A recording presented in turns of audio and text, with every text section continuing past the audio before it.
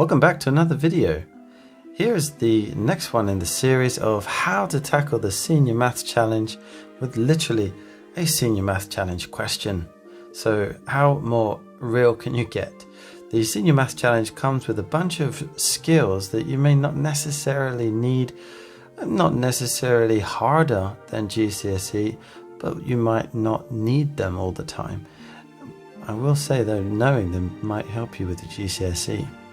So it's not all lost if you learn these.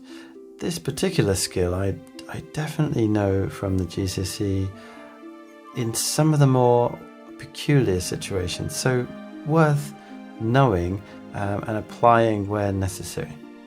So the question says, what is angle x plus y? Okay, it looks like they're totally unrelated and there's not much to go on. As we said in the main introduction to math challenges with a collaboration with Maths Explained, we were talking about how to start one of these questions, and we said just write down anything you can. Well, the first thing I'm thinking of is the fact that this is a right-angled object, so we could put in some angles here. The problem is we can see that this sort of square, it appears to be a square, but we can't assume that overlaps in the bottom left hand corner. It's not overlapping in a very regular way. The angles are probably different, and the 90 degrees has not allowed us to make any deductions. One deduction we could make if life was nice in this question was that the two remaining angles in the center were equal. Let me just highlight them for you. So if these two angles in yellow were equal, we could make some deductions and get where we want, right? Because those two angles are equal to x and y. And in some respects, we could go down that line of thought because we know that in the internal, we have a pentagon. And a pentagon has a specific number of internal angles as its sum. We do n take away 2, where n is the number of sides, and multiply it by 180 degrees. It's going to give us 540 degrees internally. We know 3 of those are going to be taken away of 90 degrees. So 90 times 3 is 270. And 270 is literally half of 540. So we have the 2 add up to 270 here, because we have x and we have y, because the opposite angles there are going to be the same, and we asked what they both add up to, right? But there is a different way of doing this.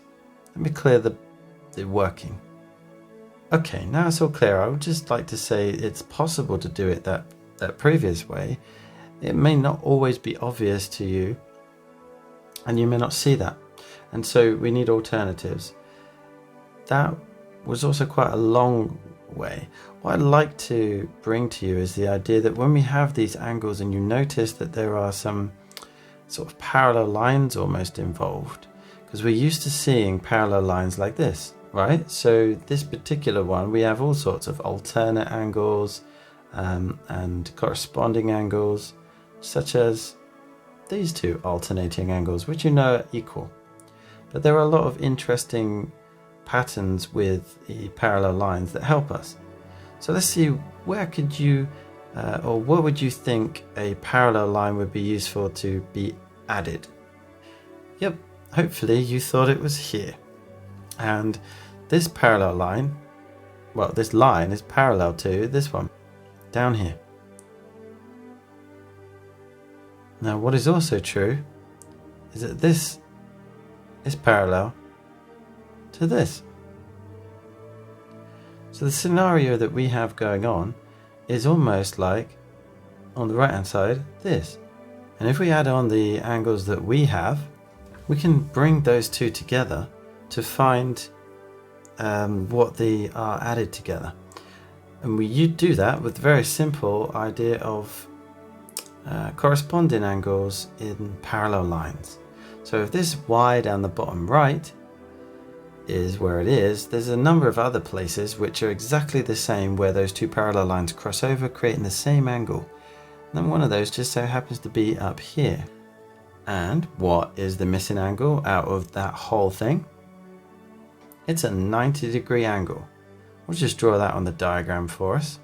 And as you can see, x plus y doesn't quite add up to 360, it's missing 90.